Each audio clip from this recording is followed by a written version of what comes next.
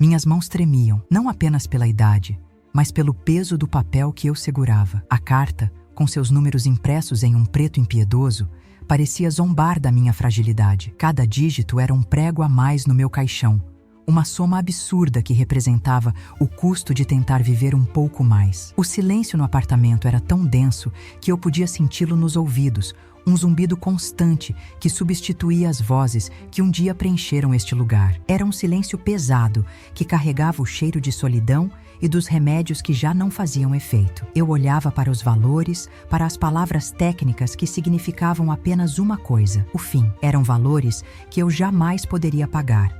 Uma dívida que me seguiria até o túmulo, talvez até além dele, manchando a memória de uma vida inteira de trabalho honesto. Eu me sentia pequena, esmagada por uma burocracia fria que não via a pessoa por trás do prontuário. Da minha poltrona, o mundo lá fora parecia um filme em outra língua. Crianças corriam na calçada, casais passavam de mãos dadas, carros buzinavam numa sinfonia de vida da qual eu não fazia mais parte. Minha janela era uma tela, mostrando tudo o que eu havia perdido e tudo o que nunca mais teria. O sol da tarde entrava timidamente, iluminando as partículas de poeira que dançavam no ar.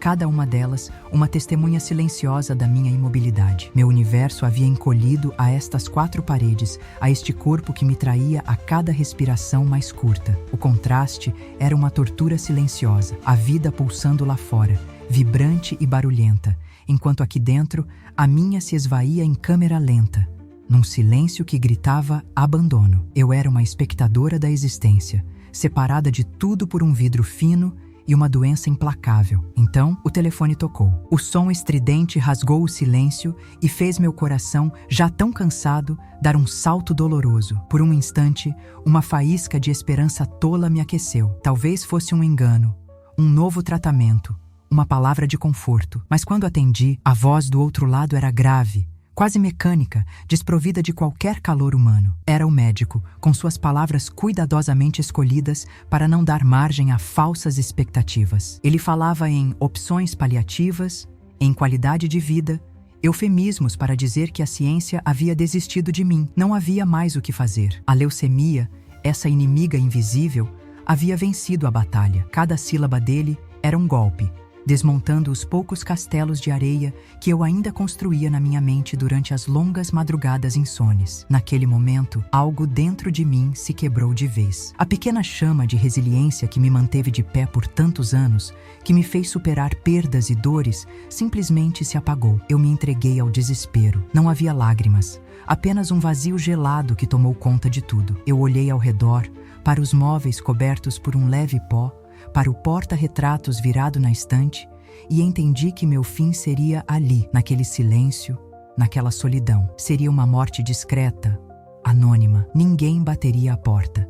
Ninguém seguraria minha mão. Meu corpo seria encontrado dias depois, talvez pelo cheiro, e eu me tornaria apenas mais um número nas estatísticas, uma nota de rodapé na história de um prédio antigo. A dignidade que eu tanto prezei por quase 90 anos se desfazia diante da certeza de um final indigno. Uma pergunta começou a ecoar na minha mente, não com palavras, mas com um sentimento avassalador que me sufocava. É assim que tudo acaba? Depois de uma vida inteira de lutas, de amores, de risadas e de lágrimas, o capítulo final seria este: escrito em solidão e esquecimento? Eu, que sempre fui tão independente, que cuidei de tantos, terminaria meus dias como um fardo invisível, uma existência que se apaga sem deixar rastros, como a chama de uma vela em um quarto vazio. A injustiça daquilo era tão profunda, tão visceral, que doía mais do que a própria doença. Era a dor da invisibilidade, a certeza de que minha partida não faria diferença para o mundo que continuava a girar lá fora,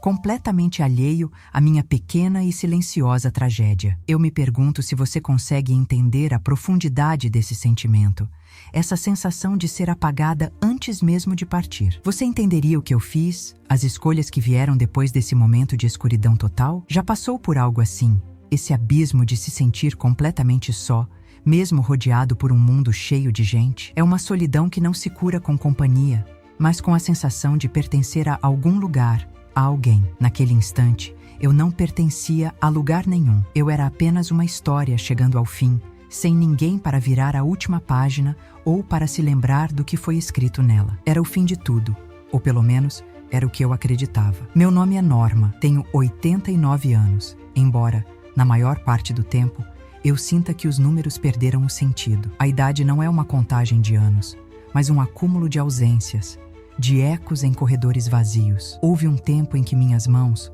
hoje trêmulas e manchadas, eram firmes e ágeis. Elas costuraram vestidos de noiva, prepararam banquetes para a família inteira, seguraram as mãos dos meus filhos quando aprenderam a andar. Eu era uma fortaleza. Gerenciava minha casa, minhas finanças, minha vida, com uma precisão que era meu maior orgulho. A independência não era uma escolha, era a minha essência. Lembro-me de caminhar pelo bairro, de cabeça erguida, conhecendo cada vizinho pelo nome, sentindo o sol no rosto e a certeza de que eu pertencia àquele lugar, àquela vida que eu mesma construí com tanto esforço e dedicação. Minha vida foi tecida com os fios do trabalho duro. Por mais de 50 anos, fui costureira. O zumbido da minha velha máquina de costura era a trilha sonora da minha casa. Lembro-me do cheiro dos tecidos novos, da sensação do linho, da seda e do algodão deslizando pelos meus dedos. Cada peça que eu criava carregava um pouco da minha alma, um pedaço dos meus sonhos. Não fiquei rica, longe disso, mas paguei minhas contas, criei meus filhos e ajudei quem precisava sem nunca pedir nada em troca. Sacrifiquei noites de sono para terminar uma encomenda urgente. Adiei meus próprios desejos para que nada faltasse aos outros. Minhas conquistas não estão em diplomas na parede ou em contas bancárias recheadas, mas nos sorrisos que ajudei a criar, nas festas que minhas roupas abrilhantaram, na certeza de que fiz o meu melhor. Esse esforço todo, essa dedicação, parecem agora uma história de outra pessoa. A mulher que eu fui, forte e incansável, hoje se olha no espelho e vê uma estranha, uma figura frágil, curvada pelo peso dos anos e pela doença que me consome por dentro. O contraste é uma ferida que não cicatriza. Antes, meus dias começavam antes do sol, com o cheiro de café fresco e uma longa lista de tarefas. Hoje, eles começam com uma lista de pílulas e o esforço monumental de simplesmente sair da cama. A mesma casa que um dia foi meu reino, hoje é um labirinto cheio de obstáculos. Cada passo é um risco.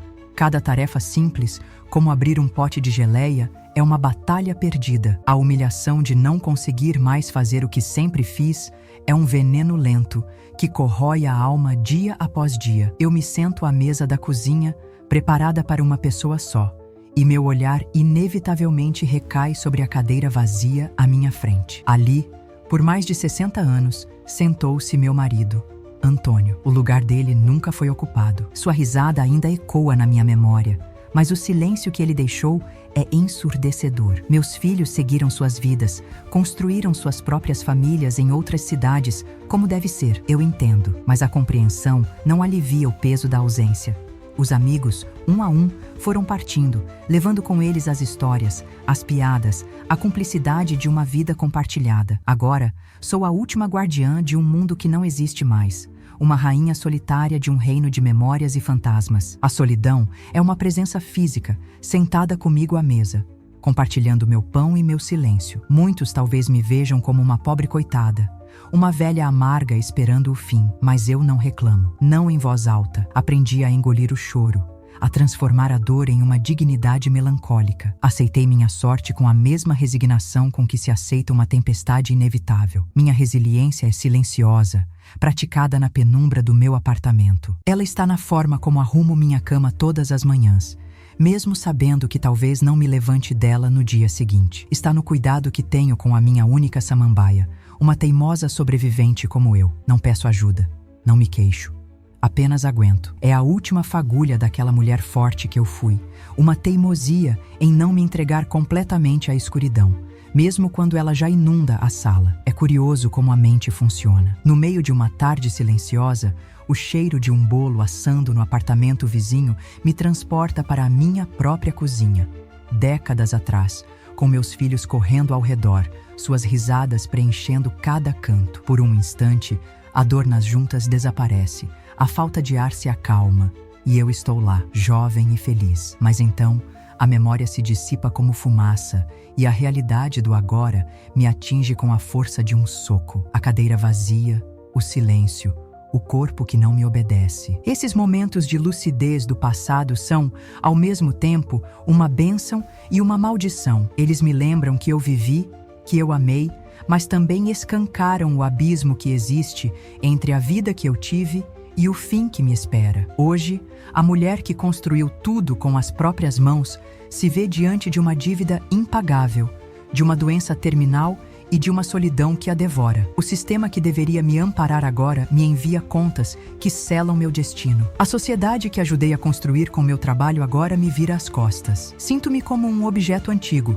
deixado para trás em uma casa vazia, útil apenas para acumular poeira até que alguém decida que é hora de me jogar fora. A dignidade que me restava está sendo arrancada de mim, pedaço por pedaço, por cartas de cobrança e diagnósticos sem esperança. A força que me definia se transformou em um medo constante do amanhã, da dor, do abandono final. Eu me pergunto onde foi que eu errei. Será que o preço de uma vida longa é este? Ser esquecida? Se tornar um fardo? Desaparecer em silêncio? Eu olho para minhas mãos e não reconheço mais a força que elas tinham. Olho para o meu reflexo e vejo apenas o cansaço de uma batalha que já perdi. Tento encontrar um sentido, uma razão para tudo isso. Mas tudo o que encontro é o vazio. Um vazio imenso, frio e assustador. É uma sensação de impotência que me esmaga, que me faz questionar o valor de toda a minha jornada. Se essa história tocar algo em você, se essa sensação de ser deixada para trás ressoar de alguma forma no seu coração, se inscreve no canal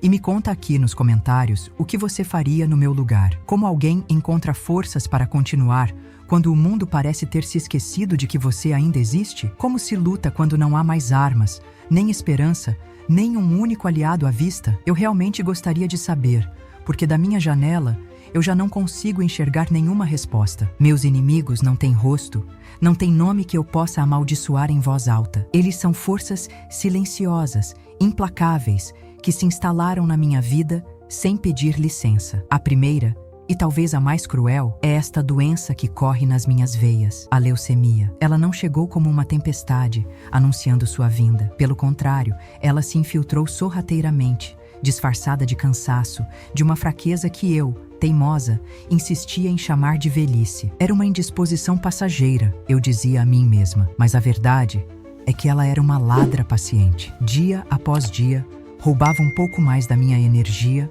do meu apetite, da cor do meu rosto. É uma inimiga que mora dentro de mim, uma traidora que usa meu próprio corpo como arma para me destruir lentamente, de dentro para fora, sem fazer barulho. A mudança foi gradual e por isso mesmo mais aterrorizante. No começo, eu apenas deixei de fazer as longas caminhadas matinais. Depois, passei a ter dificuldade em carregar as sacolas do mercado. Em seguida, subir o único lance de escadas até meu apartamento se tornou uma escalada épica. Cada pequena capitulação parecia insignificante na época, apenas um ajuste necessário à minha idade avançada. Eu não percebi que estava, na verdade, recuando em uma batalha que eu nem sabia que estava travando. A doença me encurralou no meu próprio lar, transformando o meu refúgio em uma jaula. Ela me isolou do mundo exterior de forma tão sutil que, quando me dei conta, as paredes do meu apartamento já haviam se tornado a fronteira final do meu universo. A vida lá fora continuou, mas eu fui deixada para trás, prisioneira. Então, com o território já conquistado pela doença, o segundo inimigo se revelou em toda a sua força: a solidão. Ela não é apenas a ausência de pessoas, é uma presença ativa, um monstro que se alimenta do silêncio e das memórias. No início, ela era apenas uma sombra que se sentava comigo ao entardecer. Com o tempo, ela cresceu, ocupou a cadeira vazia de Antônio, deitou-se ao meu lado na cama espaçosa demais. Nas madrugadas, quando a dor e o medo me mantêm acordada, a solidão sussurra no meu ouvido. Ela me lembra de todos que perdi, me mostra os álbuns de fotografia da minha mente, mas tinge cada sorriso do passado com a tristeza do presente. Ela me convence de que sou um fardo, de que meu silêncio não faz falta a ninguém. É uma tortura psicológica, constante e invisível aos olhos dos outros. Esses dois inimigos trabalham em perfeita harmonia. A leucemia enfraquece meu corpo, enquanto a solidão envenena minha mente. Uma me impede de sair, a outra garante que ninguém entre. Elas formaram uma aliança profana para me consumir por completo. A fraqueza física me torna incapaz de procurar companhia, e a escuridão mental me faz acreditar que não sou digna dela. Fico presa neste ciclo vicioso de dor e isolamento. Meu apartamento se tornou o palco exclusivo para a performance macabra das duas. O som da minha respiração ofegante é a música de fundo para o monólogo incessante da solidão. Elas me despojaram de tudo: minha força, minha esperança e, o mais importante, da minha conexão com o mundo. Sou uma ilha, e as águas ao meu redor são a doença e o desespero. E como se os inimigos internos não bastassem, um terceiro se juntou ao cerco: o sistema. Este não tem a sutileza dos outros. Ele é brutalmente direto. Ele se manifesta na pilha de envelopes com janelas de plástico sobre a minha mesa. Contas médicas, avisos de cobrança, cartas com uma linguagem fria e impessoal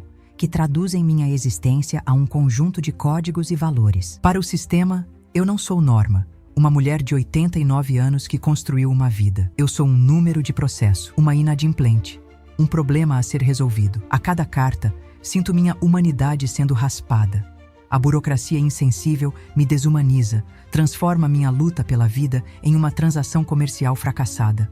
A ameaça de perder meu apartamento, o último bastião da minha história, é a arma que o sistema aponta para a minha cabeça. O golpe mais duro veio em uma manhã de terça-feira, na forma de um envelope de cor diferente, com um tom oficial e ameaçador. Era uma notificação final. As palavras eram claras: ou o pagamento era efetuado, ou as medidas cabíveis seriam tomadas. Naquele pedaço de papel, eu não vi apenas uma cobrança, vi o rosto da indiferença. Vi a traição final de um mundo para o qual contribuí por toda a vida, pagando meus impostos, sendo uma boa cidadã. A promessa de que, na velhice, eu teria amparo e dignidade se revelou uma mentira cruel. Você já confiou em algo, em uma promessa, em uma pessoa, no próprio sistema, e se sentiu traído dessa forma. Aquele soco no estômago de perceber que, para o mundo, você não passa de um número descartável, uma peça que pode ser removida do tabuleiro sem que ninguém sequer note a sua ausência. Cada dia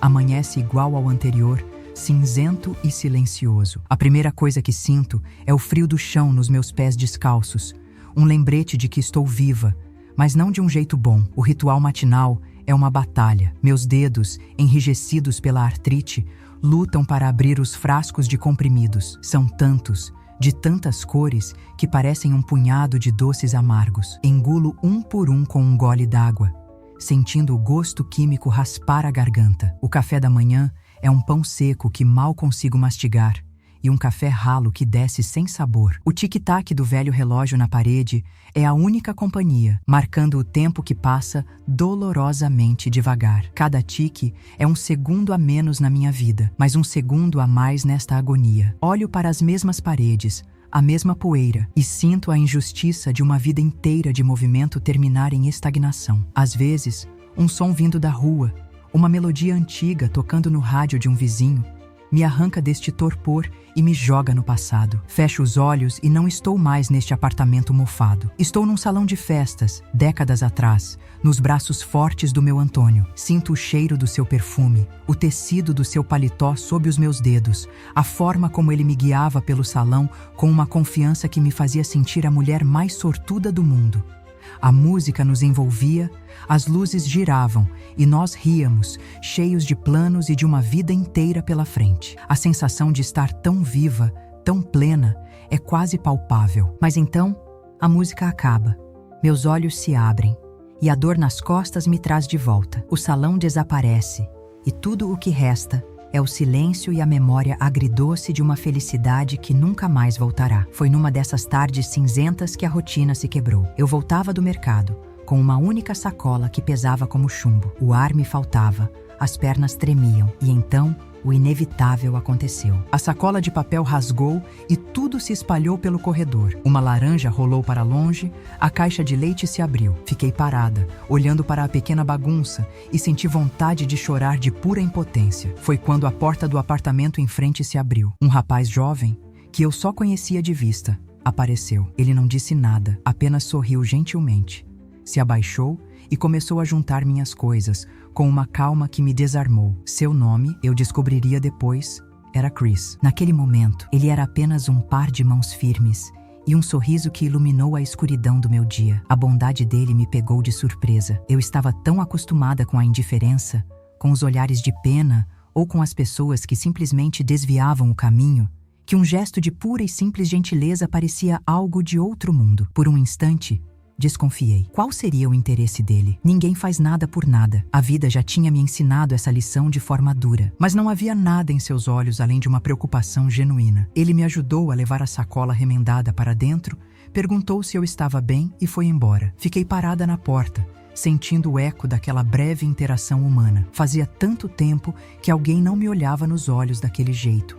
Não como um problema ou um fardo, mas simplesmente como uma pessoa que precisava de ajuda. Enquanto isso, a montanha de envelopes na minha mesa continuava a crescer. Eu já não os abria mais, apenas os empilhava, um sobre o outro, como se estivesse construindo um monumento ao meu próprio fracasso. Aquele monte de papel era uma presença física da minha ansiedade. Às vezes, eu passava por ele e sentia um calafrio, como se as cartas pudessem me atacar. Elas representavam a frieza do sistema, a contagem regressiva para o meu despejo, para a minha internação num lugar onde eu seria apenas mais um leito a ser ocupado. Cada envelope branco era um fantasma, sussurrando ameaças que me mantinham acordada à noite. O cheiro de papel velho e tinta parecia impregnar o ar.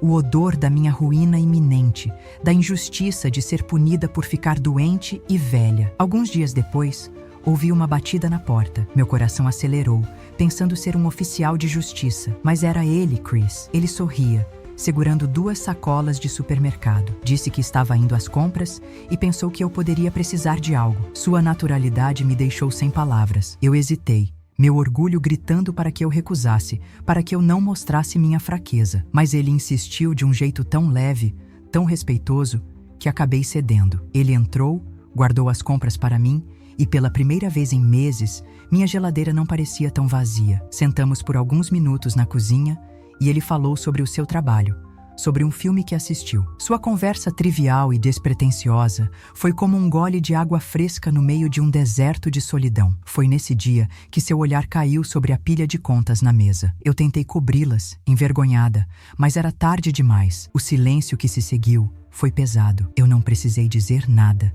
A história estava toda ali, naquelas cartas amontoadas. Ele não fez perguntas indiscretas, apenas olhou para mim, depois para as contas, e seu rosto se encheu de uma compreensão que me tocou profundamente. Foi então que ele falou sobre uma tal de vaquinha online. Explicou que as pessoas poderiam doar pequenas quantias se conhecessem minha história. A primeira palavra que veio à minha mente foi esmola. Pedir dinheiro a estranhos? Expor minha miséria para o mundo inteiro? A ideia me encheu de vergonha, de uma humilhação que me fez recuar. Meu orgulho era a única coisa que me restava. Ele me olhou com uma sinceridade que eu não via há anos, uma empatia pura, sem um pingo de piedade. Ele disse que não era esmola, era conexão, era dar às pessoas a chance de ajudar, de fazer a diferença. E eu me vi diante de uma escolha impossível: engolir meu orgulho ou ser engolida pela dívida, pela doença, pela solidão. A vida inteira eu fui a rocha, a provedora,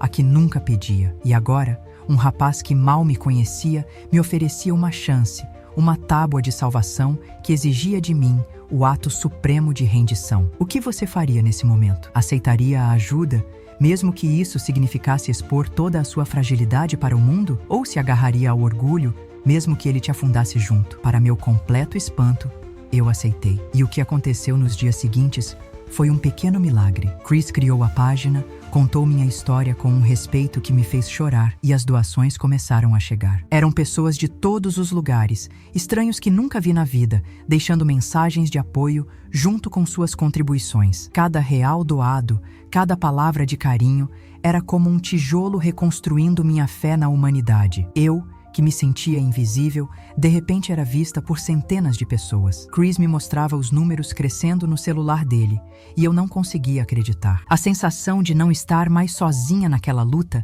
de ter um exército de anônimos ao meu lado, foi a primeira lufada de esperança verdadeira que senti em anos. A esperança mudou a atmosfera do apartamento. Pela primeira vez em muito tempo, abri as janelas de par em par, deixando o sol e o ar fresco entrarem, expulsando o cheiro de mofo e de tristeza. A luz parecia mais brilhante.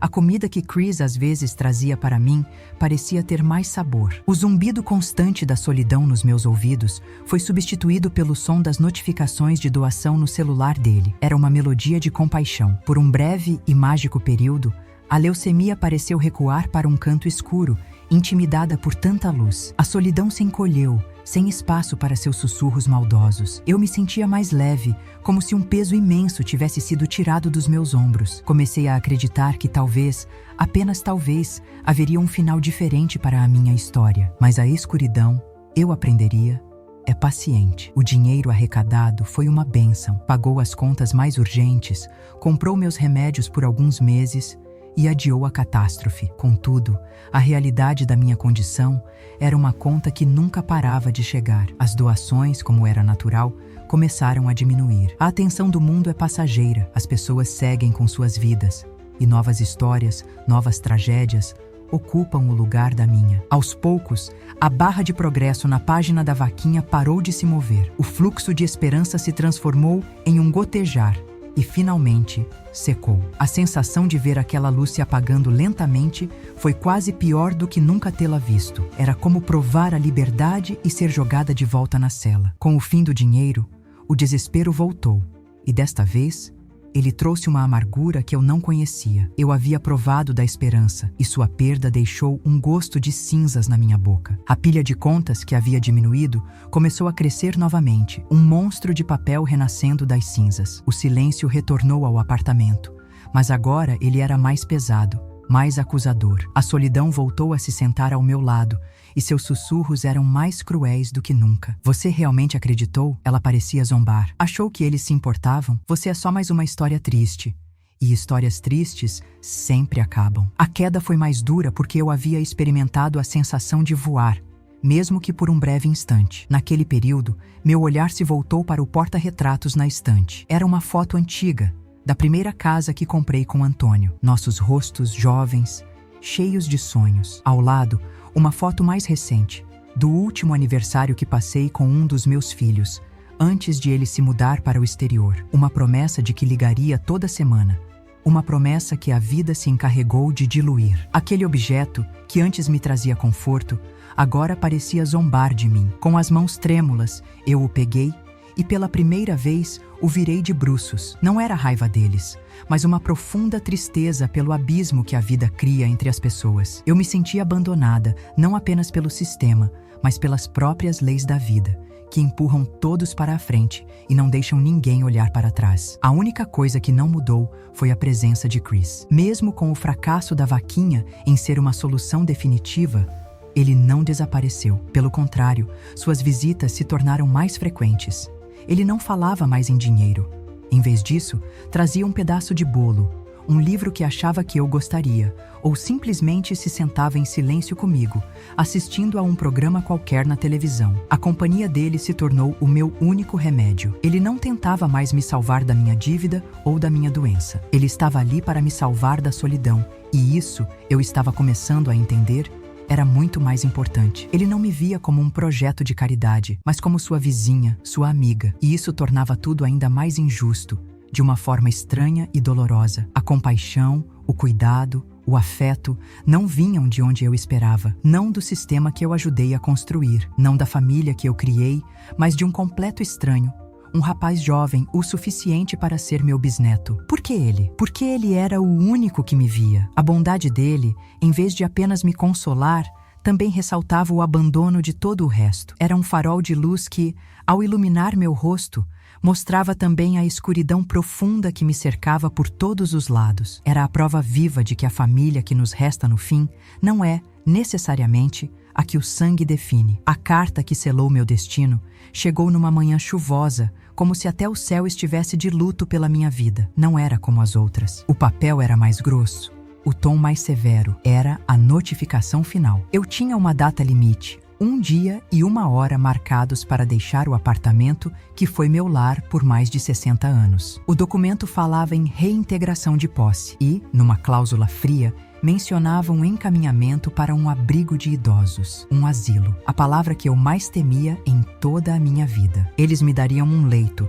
3 refeições por dia e um teto, mas me tirariam a única coisa que me restava, minhas memórias, impregnadas em cada canto, em cada móvel, em cada rachadura na parede. O fim não seria a morte, mas ser enterrada viva num lugar sem história, sem alma, sem dignidade. Estranhamente, ao ler aquelas palavras, não senti o pânico que imaginei. O desespero havia se esgotado, dando lugar a uma resignação fria e pesada. Era como se eu estivesse assistindo ao final de um filme sobre a vida de outra pessoa. A luta tinha acabado. Eu perdi. Não havia mais cartas para escrever, nem telefonemas para dar. A máquina do sistema era grande demais e eu era pequena demais. Sentei na minha poltrona, com a carta no colo, e observei a chuva escorrendo pela janela. Cada gota parecia uma lágrima do mundo, lavando os últimos resquícios da minha resistência. Eu aceitei. Aceitei que seria arrancada da minha casa, que morreria cercada por estranhos, que meu nome se tornaria apenas mais um registro em um arquivo esquecido. O cansaço era tão profundo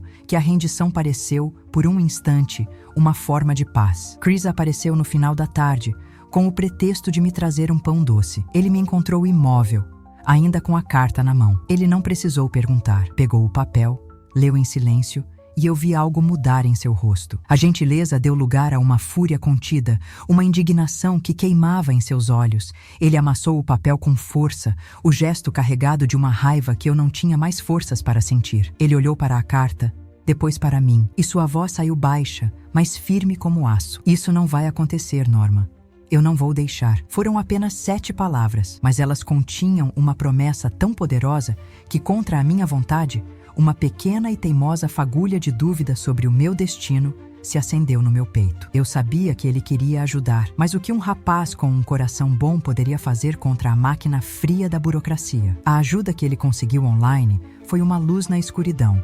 Eu não podia negar, mas eu sabia que a escuridão era maior e ela estava voltando com força total, trazendo consigo o peso de uma ordem judicial. A promessa dele, embora sincera, soava como a bravata de um menino tentando parar uma enchente com as próprias mãos. Eu agradeci com um aceno de cabeça, sem querer destruir a sua determinação, mas por dentro eu já havia me despedido de tudo. A esperança é uma coisa perigosa. Ela torna a queda muito mais dolorosa. E eu simplesmente não tinha mais forças para cair outra vez. Nos dias que se seguiram, notei uma mudança em Chris. Ele continuava a me visitar diariamente, mas havia uma inquietação nele. Ele parecia distante, perdido em pensamentos. Muitas vezes, eu o via no celular, andando de um lado para o outro no corredor, em conversas tensas e sussurradas. Ele não me dizia o que estava fazendo, e eu não perguntava. Uma parte de mim começou a temer que ele estivesse se dando conta do tamanho do problema, que estivesse procurando uma forma de se afastar sem me magoar. A ideia de perder sua amizade,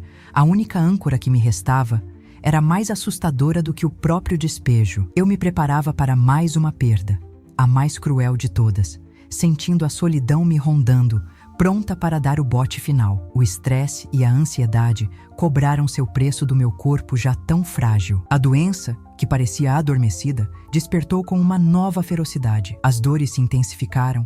A falta de ar se tornou quase constante. Numa tarde, ao me levantar para buscar um copo d'água, o mundo girou violentamente. Minha visão escureceu e eu caí de joelhos, o copo se estilhaçando no chão. Fiquei ali, trêmula, agarrada à perna da mesa, esperando a tontura passar. Foi um aviso. Cada dia eu me sentia mais fraca, mais perto do limite. Eu sabia que meu tempo estava acabando, de uma forma ou de outra. O que eu não sabia era que, do outro lado da parede, no apartamento silencioso de Chris, um milagre improvável estava prestes a acontecer. Chegou a véspera do dia final. Com o pouco de força que me restava, peguei uma pequena mala de viagem, a mesma que usei na minha lua de mel com Antônio. Abri o guarda-roupa, sentindo o cheiro de naftalina e de tempo guardado. O que se leva quando se precisa deixar uma vida inteira para trás? Minhas mãos escolheram os objetos quase sozinhas. A foto desbotada do meu casamento, o chale de lã que minha mãe fez para mim, um livro de poesias com as páginas amareladas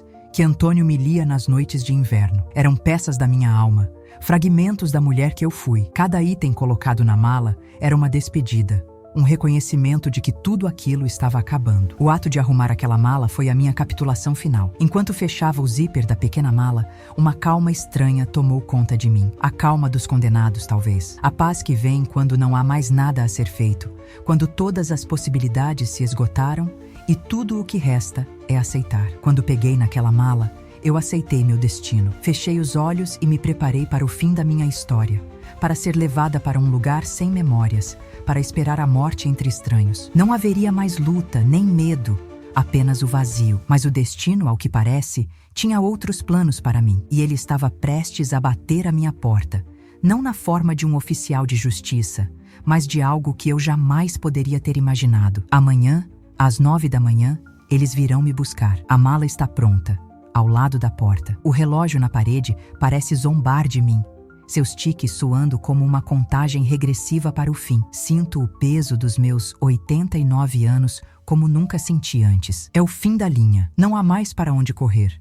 Não há mais em quem buscar ajuda. Chris não aparece desde o meio-dia e eu temo que ele finalmente tenha desistido. Estou sozinha, esperando a batida na porta, que vai anunciar o meu último e solitário capítulo. Se quer saber como isso acabou, se a escuridão me engoliu por completo ou se a promessa daquele rapaz era mais do que apenas palavras, se inscreve agora e comenta aqui o que você acha que vai acontecer. O som da batida na porta ecoou pelo apartamento como uma sentença. Era a hora. 9 da manhã. Meu corpo inteiro se enrijeceu e por um instante o ar se recusou a entrar nos meus pulmões. Cada passo em direção à porta foi uma tortura. Minhas pernas, fracas e trêmulas, pareciam se mover em câmera lenta. O assoalho rangia sob os meus pés, um som que sempre me pareceu acolhedor, mas que agora soava como um lamento. Minha mão, manchada e enrugada, pairou sobre a maçaneta fria por um longo segundo. Eu respirei fundo, reunindo a última grama de dignidade que me restava. Preparei-me para encarar o rosto anônimo da burocracia, para me entregar ao meu destino sem derramar uma única lágrima. Este era o fim, e eu o enfrentaria de pé. Quando a porta se abriu, não havia uniforme, nem uma prancheta, nem o olhar indiferente de um funcionário do governo. Era Chris. Ele estava parado ali, com a respiração um pouco ofegante, como se tivesse corrido. Seu rosto estava cansado, com olheiras que eu não havia notado antes, mas seus olhos brilhavam com uma determinação que me assustou. Ele não trazia o seu sorriso gentil de sempre. Sua expressão era de uma seriedade absoluta. Seu olhar passou por mim e pousou na pequena mala ao lado da porta, o símbolo da minha rendição. O silêncio se estendeu por um momento que pareceu uma eternidade, um vácuo onde todas as minhas angústias e medos dançavam. Ele não disse nada, apenas me olhou, e naquele olhar eu vi o peso de uma decisão. Minha primeira reação foi um misto de alívio e uma tristeza ainda mais profunda. Ele não era o oficial de justiça, mas eu presumi que ele viera se despedir, viera me dar um último abraço. Me desejar sorte, talvez. Meu coração, que estava preparado para a dureza de um estranho, agora tinha que lidar com a dor de me despedir do meu único amigo. Minha voz saiu trêmula, um sussurro fraco. Chris, obrigada. Por tudo. As palavras eram insuficientes para expressar a gratidão que eu sentia por aquele rapaz que me mostrou que a bondade ainda existia no mundo. Eu já estava me preparando para fechar a porta e o capítulo, para dizer adeus e enfrentar o que viesse a seguir, sozinha, como sempre. Mas ele balançou a cabeça, me interrompendo. Seus olhos, que ainda estavam fixos nos meus, pareciam ler a minha alma. Então, ele falou, e sua voz, embora baixa, tinha a força de um trovão, preenchendo o silêncio e abalando as fundações do meu desespero. Você não vai a lugar nenhum, Norma. As palavras pairaram entre nós, desafiando a realidade, desafiando a carta, o sistema, a minha própria aceitação do fim. Antes que eu pudesse processar o que ele havia dito, ele continuou, com a mesma calma devastadora. Arrume o resto das suas coisas, apenas o essencial. Você vem morar comigo. Eram frases simples, diretas, mas que continham um universo de significado, uma proposta tão absurda e tão maravilhosa que meu cérebro se recusou a compreendê-la. Enquanto eu o encarava, com a boca entreaberta, incapaz de formular uma única palavra, ele levantou a mão. Não havia um envelope com dinheiro, nem um documento assinado por um juiz. Em sua palma, brilhando sob a luz fraca do corredor,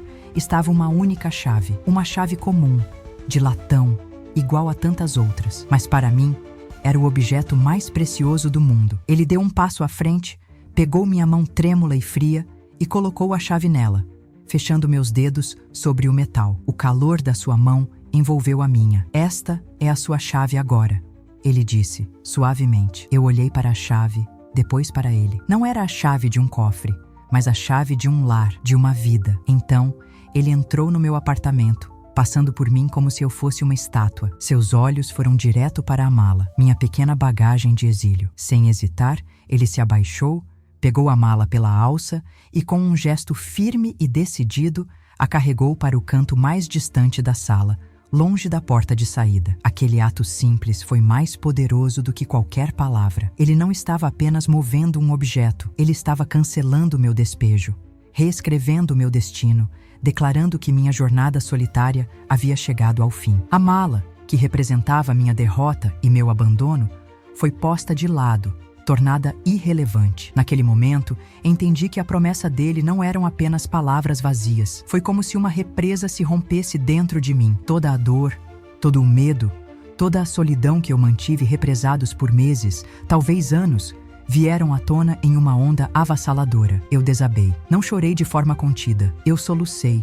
Um choro gutural, vindo do fundo da alma, que sacudia meu corpo frágil. Eram as lágrimas da velhice, do abandono, da doença, mas também eram lágrimas de um alívio tão profundo, de uma gratidão tão imensa que doía. A bondade dele era tão inesperada, tão desproporcional a qualquer coisa que eu já havia recebido na vida, que ela simplesmente quebrou o que restava de mim. E naquela quebra, naquele choro desesperado, eu comecei pela primeira vez a me sentir curada. Chris não tentou me consolar com palavras fáceis. Ele apenas esperou pacientemente que a tempestade passasse. Quando meus soluços começaram a diminuir, ele falou, com a voz calma. Contou que passou os últimos dias arrumando seu apartamento, esvaziando um quarto, comprando uma cama mais confortável, preparando um espaço não para uma visita, mas para uma moradora. Ele não pediu permissão. Ele simplesmente agiu, movido por uma convicção inabalável. Ele não me ofereceu caridade. Ele me ofereceu uma família. Abriu a porta da sua vida para uma velha à beira da morte. Você teria coragem de fazer o mesmo por um estranho? De assumir uma responsabilidade tão grande por pura e simples humanidade? Quando finalmente consegui parar de chorar, olhei para ele, para esse anjo disfarçado de vizinho. A luz da janela batia em seu rosto, e eu não via mais apenas um rapaz jovem. Eu via a compaixão em sua forma mais pura. Olhei para a chave ainda cerrada na minha mão. O metal agora estava quente, aquecido pelo meu corpo e pela minha emoção. Pela primeira vez em anos, o futuro não era uma parede preta se aproximando. Era uma porta, a poucos metros de distância, do outro lado do corredor. Era um quarto iluminado, o cheiro de café fresco e a promessa de não morrer sozinha. A reviravolta não foi um milagre divino, foi um milagre humano, muito mais raro e infinitamente mais poderoso. A minha mudança foi a jornada mais curta e mais longa da minha vida. Apenas alguns passos pelo corredor, da porta do meu apartamento ao dele. Mas, na verdade, foi uma travessia de um mundo de sombras para um lugar de luz. Chris não me deixou carregar nada. Ele mesmo transportou minhas poucas caixas, a samambaia teimosa e a mala que agora guardava roupas para uma nova vida, não para um fim. Ao entrar no seu apartamento, a primeira coisa que notei foi o cheiro. Não era o ar parado e com cheiro de remédios do meu antigo lar, mas um aroma de café fresco, de livros, de vida. A luz do sol entrava generosamente pelas janelas, sem pedir licença, e iluminava um espaço simples, mas cheio de calor. Ele me mostrou o meu quarto e ali estava uma cadeira de balanço ao lado da janela. Um convite silencioso para que eu voltasse a ver o mundo passar, mas desta vez, sem o véu da solidão. Os meses que se seguiram não foram sobre a minha doença, mas sobre a minha vida. Nossos dias se encaixaram em uma rotina simples e reconfortante. Pela manhã, líamos o jornal juntos. Ele com a voz clara, lendo as notícias que meus olhos cansados já não alcançavam. À tarde, às vezes, assistíamos a filmes antigos na televisão, e eu contava a ele sobre como era o mundo quando aquelas estrelas de cinema eram jovens. Ele me ouvia com uma atenção que fazia minhas memórias ganharem cores novas. Ele aprendeu a fazer a sopa de legumes que Antônio tanto gostava, e o sabor me transportava para outros tempos, mas a companhia dele me mantinha firmemente ancorada em um presente feliz. Eu não era mais um fardo, uma doente, eu era a norma, e pela primeira vez em muito tempo, isso era o suficiente. Comecei a chamá-lo, primeiro em pensamento e depois em voz alta, de o neto que eu nunca tive. E era exatamente isso que ele era. O laço que nos unia era mais forte do que qualquer laço de sangue, pois foi forjado não pela obrigação, mas pela escolha, a escolha dele de ver, de se importar, de amar. Ele não via apenas uma velha senhora, ele via minha história, respeitava minhas manias, ria das minhas piadas antiquadas. Com ele, eu voltei a rir, um som que eu pensei que já estivesse morto dentro de mim. O amor, eu descobri, tem muitas formas, e a mais pura talvez seja esta, a que chega sem ser chamada, a que fica sem ser pedida, a que cura as feridas que nem sabíamos que sangravam. Ele preencheu um vazio em mim que era tão antigo e tão profundo que eu já havia me acostumado a viver com ele. A leucemia, claro, não desapareceu. Ela continuou seu trabalho silencioso, me enfraquecendo dia após dia, mas o medo se foi. Aquele terror de morrer sozinha, esquecida em um leito anônimo, se dissolveu completamente. Havia dias em que eu mal conseguia me levantar da cama, mas mesmo na fraqueza, eu sentia uma paz imensa. Eu ouvia os sons da vida no apartamento. Chris digitando no computador, cantarolando uma música enquanto preparava o almoço, o som da sua risada ao telefone. Aqueles ruídos cotidianos eram a minha canção de ninar, a prova constante de que eu não estava sozinha. A certeza da sua presença era o mais eficaz dos analgésicos, uma força que acalmava não a dor do corpo, mas a angústia da alma. Eu não estava mais lutando contra a morte. Estava vivendo plenamente até que ela chegasse. E ela chegou. Numa tarde serena, com o sol pintando o quarto de dourado. Não houve dor nem luta, apenas um cansaço gentil, como o de quem chega ao fim de uma longa e árdua jornada. Chris estava ao meu lado, sentado na beirada da cama, segurando minha mão. Suas mãos jovens e fortes envolvendo a minha, que era pouco mais que pele e osso. Eu não tinha forças para falar, mas olhei para ele, e espero que meus olhos tenham conseguido transmitir a imensidão da minha gratidão. Eu vi em seu rosto não a tristeza da perda, mas a serenidade do dever cumprido, do amor doado. Minha respiração ficou mais leve, mais espaçada, e meu último suspiro não foi de agonia, mas de paz. Eu parti deste mundo da mesma forma que entrei, segurando a mão de alguém que me amava. Ele não me salvou da morte. Ninguém poderia. A morte é uma certeza para todos nós. Chris me salvou de algo muito pior. Ele me salvou de morrer sozinha. Nos meus últimos meses, ele me devolveu a dignidade, o riso, a sensação de pertencer a algum lugar. Ele me ensinou a lição mais importante de todas, uma que levei quase 90 anos para aprender. Ele me ensinou que a família não é definida pelo sangue que compartilhamos nas veias, mas pelas mãos que escolhem segurar as nossas quando mais precisamos, pelas pessoas que ficam ao nosso lado e nos acompanham com amor e coragem até o fim do caminho. E essa é a única herança que realmente importa.